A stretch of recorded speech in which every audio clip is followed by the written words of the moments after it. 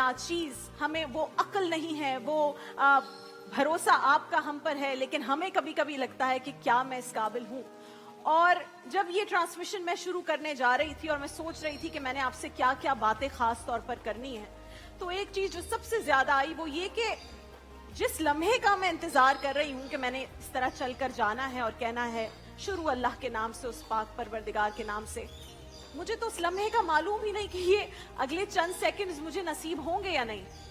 ہو سکتا ہے ایسا نہ ہو, اور پھر فوراً متبادل ڈھونڈا جائے گا کہ نہیں جی رابعہ نہیں شروع کر رہی, خدا نہ خواستہ کچھ ہو گیا ہے, دانش شروع کر رہے ہیں. متبادل ہمیشہ ہوتا ہے, زندگی چلتی رہتی ہے, کچھ نہیں رکتا, دکھ ہوگا, لوگوں کو تکلیف ہوگی, لیکن the life goes on.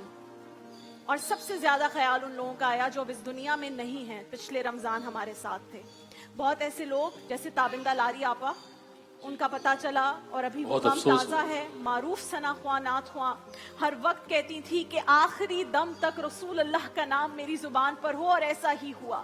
پچھلے رمضان ٹرانسمیشن تک بہت جگہوں پر آپ نے تابندہ لاری آپا کو دیکھا.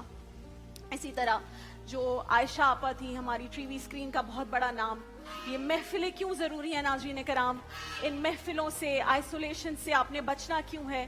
ان کی لاش 3 دن گھر میں رہی اور اس کے بعد سب کو پتا چلا.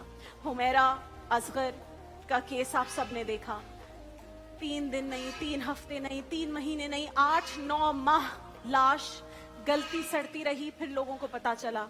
ناظرین کرام, یہ ہے ریالٹی آف لائف. آپ کب کس حال میں دنیا سے چلے جائیں ہمیں اس کا علم نہیں ہوتا.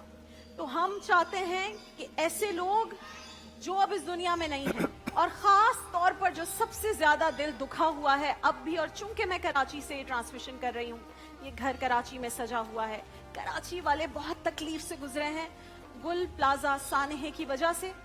گل پلازا کے جو لوگ تھے, جو مائیں تھیں, جو یہ سوچتی تھی, جو بیٹے تھے روزگار کے لیے جاتے تھے کہ رمضان آ رہا ہے, بہت سارے سیل زیادہ ہوتی ہے, عید پہ سیل زیادہ ہوتی ہے, عورتیں گئی تھی شاپنگ کے لیے, رمضان کی کراکری لینی ہے, بچوں کے کپڑے لینے ہیں, رمضان میں عبادتوں میں ٹائم نہیں ملے گا, ابھی سے تیاری کر لو. وہ گئے لیکن گھر واپس نہیں آئے. ان تمام لوگوں کے لیے دعائے مغفرت, انشاءاللہ جو گھروں میں بھی بیٹھے ہیں ان سے بھی درخواست ہے کہ دعائے مغفرت کریں. اور زندگی اسی کا نام ہے, اتار چڑھاؤ, ہنسی خوشی, زندگی اور موت, یہ سب چلتا رہتا ہے.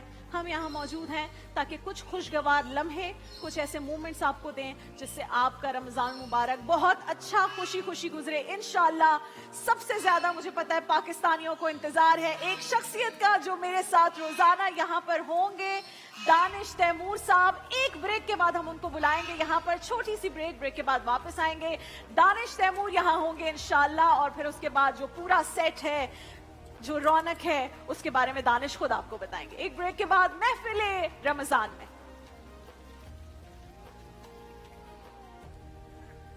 کیسے